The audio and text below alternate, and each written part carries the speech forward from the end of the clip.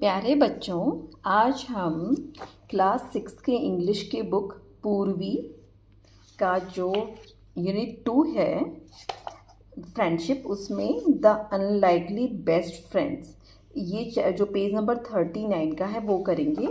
आज इसमें हमारा पार्ट 3 होगा जिसमें हम पेज नंबर 43 को कवर करेंगे। ठीक है। इसमें आपको इंग्लिश वाले वर्ड हिंदी में अच्छी तरह एक्सप्लेन कर दूंगी और जो भी वर्ड मीनिंग होगा मैं आपको कॉपी पर लिख कर भी दे रही हूँ कि उसको कैसे प्रोनाउंस किया जाता है और उस वर्ड का हिंदी में मीनिंग क्या होगा। तो साथ साथ आपको लिखने की ज़रूरत नहीं है, फिर बाद में मैं आपको जब पेज दिखाऊंगी आप वीडियो को पॉज करके वहाँ से आप नोट डाउन कर सकते हैं। अब हम स्टार्ट करते हैं। पहले only when the farmers pulled the rope did the dog realized that he was being taken away from his friend। ये पूरी लाइन है। अब मैं इसका अलग अलग छोटा छोटा मीनिंग करके आपको अलग से समझाती हूँ। ओनली व्हेन, जब, ओनली व्हेन का मतलब जब, द फार्मर किसान, पुल्ड होते खींचना, द रोप का मतलब रस्सी, कि जब फार्मर ने रस्सी, कि जब किसान ने रस्सी खींची, डिड द डॉग रियलाइज का मतलब समझ आना, डॉग को तब समझ आया, दैट, क्या समझ आया, that he was being taken away हो जाता है दूर ले जाना, कि he was being taken away from his friend, कि उसको उसके दोस्त से दूर लेकर जा रही हैं, तब उसको ये महसूस हुआ। ही येल्प्ड का मतलब होता है हल्का सा रोना, जैसे करहाना होता है वैसे। द एलिफेंट विंस्ड का होता है कि जैसे एकदम कोई आपको छोटी सी चोट लगे, एकदम आप झटका खाते हो ना, उसको विंस्ड कहते हैं। बट नाइदर द फार्मर, ना तो किसान के पास कौन था, वो डॉग को खींच रहा था, नोर द महावत हाथी के साथ था, नोटिस होते ध्यान दिया, that the two friends were in tears, कि दोनों के दोनों फ्रेंड जो हैं वो आंसू, उनके अंदर, टीयर्स का मतलब आंसू, उनके आंसू आ गए। यानी जब डॉग को खींचा तो एलिफेंट को भी दर्द हुआ और उसको भी, डॉग को रियलाइज हुआ, वो भी रोया कि उनको अलग होने के नाम के आंसू आए।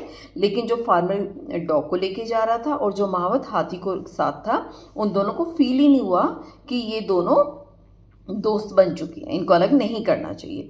द नेक्स्ट डे का मतलब होता है अगला दिन। The next day at lunch time होता है जब हम दोपहर का खाना खाते हैं।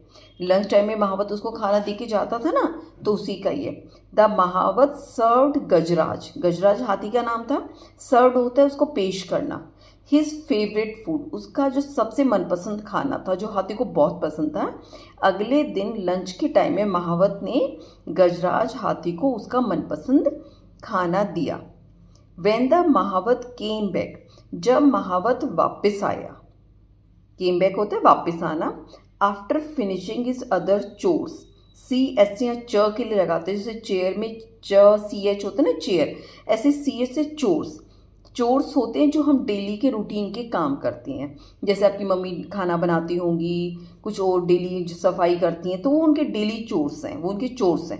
तो जब वो जो महावत था अपने डेली के काम करके, अपने रोज के काम करके वापस आया, ही वॉज सरप्राइज्ड, कि वो बड़ा हैरान था। ही वॉज सरप्राइज का हैरान था, क्या देखकर, टू सी दैट, ये देखकर, the food had remained untouched, जो खाना था वो हाथी ने कोई भी अनटच्ड हाथी के लिए लगा रखा है, हाथी ने छुआ भी नहीं था। कि जैसे वो खाना दे के गया तो यानी हाथी इतना दुखी था, उसका मनपसंद खाना दिया वो भी उसने छू नहीं रखा था। और पिक्चर में देख सकते हो, फार्मर है वो डॉग को ची रही, देखो डॉग के में से भी आंसू आ रहे हैं, और एलिफेंट है इसके आंख में से भी यहाँ से आंसू आ रहे हैं, दोनों अब टीयर्स में है, दोनों दोस्त बन गए थे। इसका हम वर्ड मीनिंग और देख लेते हैं।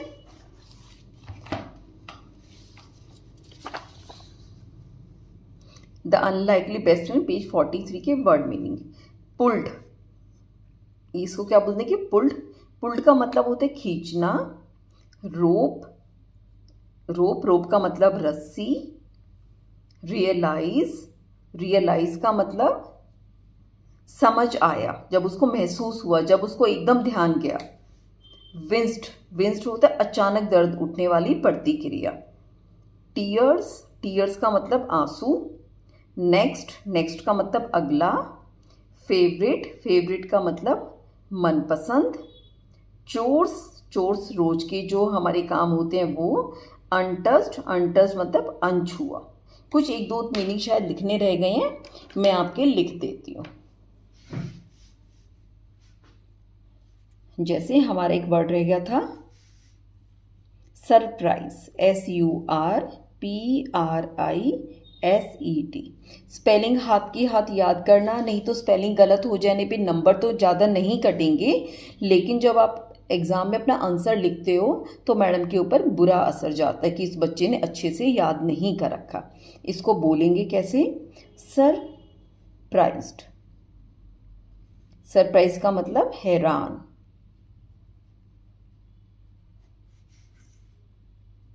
फिर आगे था हमारे, एक मैं भूल गई थी लिखना शायद, सर्व्ड, SERVED।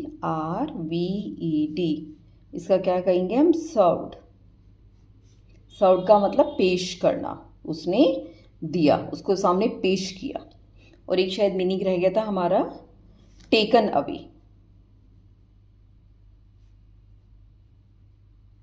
इसको कैसे बोलेंगे? Taken away. टेकन और अवे के बीच में गैप रहेगा, हमेशा याद रखना। टेकन अवे मतलब दूर ले जाना। आप ये वीडियो पॉज करके ऐसे वर्ड मीनिंग लिख सकते हो। और सबसे बड़ी बात है स्पेलिंग ठीक होनी चाहिए, और इंग्लिश की प्रोनाउंसिएशन जितना हो उसके हिंदी में लिखी जा सकती है, मैंने लिख दी है, ये जरूर बोलनी आनी चाहिए। तो जब आप कभी क्लास में आप रीड कर रहे हो, लेसन को पढ़ रहे हो, तो आप ठीक से प्रोनाउंस करोगे तो मैडम को भी अच्छा लगेगा। और लॉन्ग लाइफ में जब आप इंग्लिश बोलने लग जाओगे, उसमें आपकी अगर बचपन में गलत प्रोनाउंसिएशन होगी तो पूरी उम्र आप ठीक नहीं कर पाओगे। चलो गुड बाय बच्चों।